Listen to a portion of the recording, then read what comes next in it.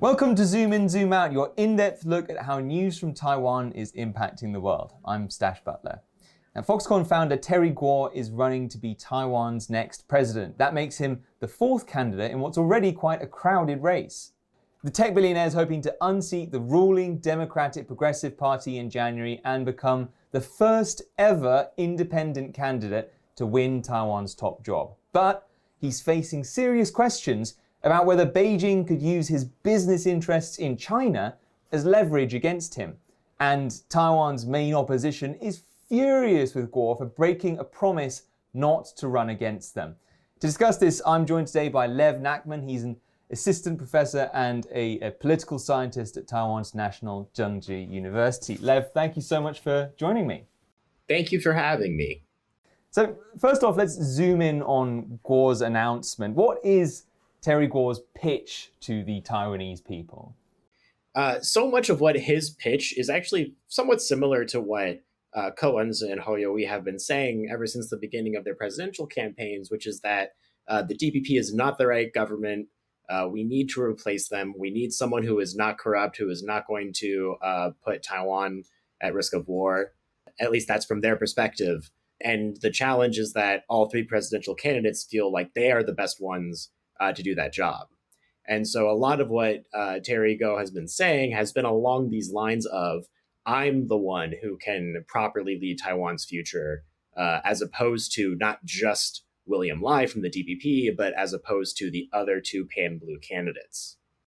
As you say, it sounds like they have quite an overlap in their pitch to saying that they're the ones that can properly manage ties. How is he trying to actually, differentiate himself from Hoyoui and Cohen? Terry Gou likes to rely on not just his wealth, but his relationship with China.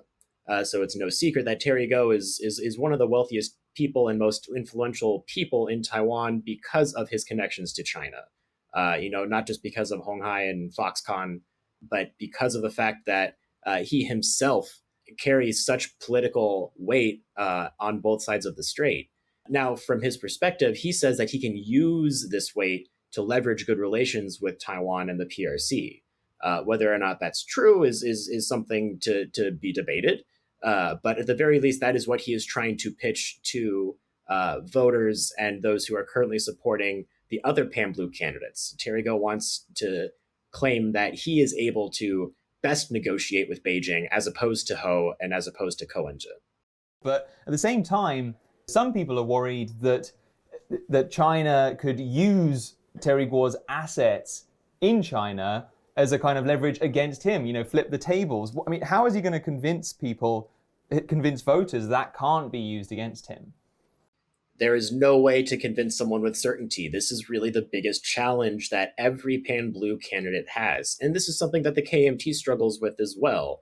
The KMT tells its base of support in Taiwanese voters that when it meets with the PRC, that it would be meeting with the PRC on equal levels, as if Xi Jinping and Hoyoui or Xi Jinping and Guo Taiming are equal standings in terms of their power and influence. And we know that's just not true. The PRC is far more in a position of power than the KMT would be if they won the presidency. So even though Terry Gou is able to claim that he would be able to best negotiate because of his power and wealth, whether or not that gives him agency, I think, is something that is going to be very difficult to fully convince voters in Taiwan of. The latest polls show that he's not polling particularly well. He's actually kind of last in most of them out of the four candidates in the race. Why do you think, what gives him the confidence that he can win? First is, I think, really ego, because Terry Gou has wanted to be president for a very long time. He's tried to make this move for the last three elections, including this election, and he's never really found success. He has tried to make these very grand pitches to Taiwanese society based off of traditional Taiwanese culture, like appeals to Mazu, saying that Mazu came to him in a dream and told him to run for president. And then this time he's less using those framings and instead saying that it's just a matter of pragmatic politics, that I'm the best person. But, it's really getting in the way of the kind of greater goal from their perspective of replacing the DPP with someone who's pan-blue. When you have so many blue candidates, it's going to split the vote, and it's going to create a very big collective action problem. where currently, from Terry Gou's perspective, him wanting to be the president is currently become more important to him than just having the DPP no longer be in power. What I mean by that is if his priority was really to have the DPP not be in power, then he would not be running right now. How much of a chance do you actually think he stands of winning? So there's a few possibilities that he could pull ahead. The first is if the KMT actually replaces Ho with Go, which I don't think is going to happen. It is a possibility. There's also the chance that he could coordinate with Ho or coordinate with Ke. I also don't think those are very high possibilities, but they technically could happen. Other than that, if it really stays as a four-way race, the biggest thing that these candidates could hope for is that Lai's popularity declines from either something Lai has done or some sort of external factor that we just don't know about yet. But other than that, I really think it's going to become easier for the DPP to win so long as there are three blue candidates running. Let's zoom out for a second and talk about Taiwan's overall political system, because right now the country's politics is dominated by these two parties, the Democratic Progressive Party, the current ruling party, and the KMT, the main opposition. But historically speaking, it's not actually that rare to see a third force candidate rise in the polls for presidential elections. I mean, the famous example would be James Song, who came second in the 2000 presidential race, above the candidate from the ruling KMT. So clearly there's an appetite among at least some Taiwanese voters for something beyond the two big parties. But so far, none of those independent or third-party candidates have made it across the finish line. So looking at that history, why have none of them made it? Why have no independent or third-party candidates won the presidential race? It's because of Taiwan's first-past-the-post electoral system that is used to decide the president. And now the rules of this electoral system are, it's not about getting over 50%, it's just whoever gets the most votes. So when you have multiple candidates in a first-past-the-post system, it often, what we describe, spoils the votes for at least one of the candidates, where people might prefer Song Chu to Lian Zhan, but they prefer both of those candidates to Chen Shui-bian. But if they have to pick between the two blue candidates, then Chen is going to have an easier time winning. Which is to say that under this electoral system, we often see that two parties and two candidates become the most common way that elections play out. That's why in not just the presidential races, but also in the district races in Taiwan, we also usually only see two candidates running, because if there's a third candidate, it's most likely to spoil the race for the candidate that people actually want to win. We'll get onto those local races later, but as you say, the vote kind of being split here in this race, the opposition against Lai Ching-te now split into three. But as political scientist Wen Ti-song pointed out recently, this kind of a split has happened before. It does happen, and it always seems to benefit the DPP. Why is that? Is there something about the KMT side that makes it more prone to splitting? I think this is one of the challenges that blue candidates have really had in Taiwan over the years, is that there's a big coordination challenge. And these splits often don't actually manifest into a kind of solidified electoral force, something that the DPP is significantly better at doing. So a great example would be if you look back at the 2019-2020 election, when Lai Ching-te came out to challenge Tsai for the primary. This was a really dramatic move from Lai's part. We really didn't think that he would challenge the incumbent president. And it was very dramatic. There was a lot of hurt feelings. There was a lot of feelings of betrayal within the DPP that he would do such a thing. But at the end of the day, the DPP still was able to unify and send a message of unified support for Tsai when it came to the election. The KMT has struggled to do this.